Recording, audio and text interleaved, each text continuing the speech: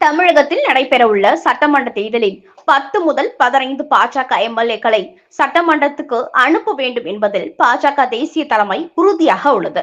இதற்காக 50க்கும் மேற்பட்ட தொகுதிகளை கேட்டு அதிமுகவுக்கு பாஜக அழுத்தம் கொடுத்து வருகிறது.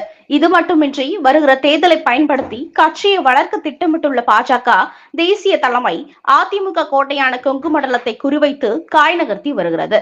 குறிப்பாக கோவையில் உள்ள 10 சட்டமன்ற தொகுதிகளில் கோவை தெற்கு, கோவை வடக்கு, சிங்காநல்லூர், கிணத்துக்கடவு, மேட்டுப்பாளையம் என 5 தொகுதிகளை பாஜக கேட்கிறது.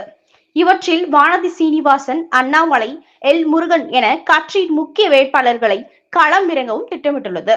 ஆனால் கொங்கு மண்டலத்தில் பாஜகவுக்கு சீட் ஒதுக்கினால் அதிமுக வாக்கு வங்கி பறிபோய்விடும் என்ற அச்சத்தில் கொங்கு மண்டலத்தில் பெரும்பான்மையான இடங்களில் அதிமுக வேட்பாளர்களை களம் இறங்க எடப்பாடி பழனிசாமி முடிவு செய்துள்ளார். கோவை மாவட்டத்தில் 2 தொகுதிகளுக்கு மேல் பாஜகவுக்கு ஒதுக்க கூடாது என்பதிலும் உறுதியாக இருக்கிறார். இது பாஜக தேசிய தலைமைக்கு கடும் அதிருப்தியை ஏற்படுத்தியுள்ளது. இந்த வீடியோ பிடிச்சிருந்தா லைக் பண்ணுங்க. ஸ்பெஷல் ஸ்டோரி சேனலை சப்ஸ்கிரைப் பண்ணுங்க.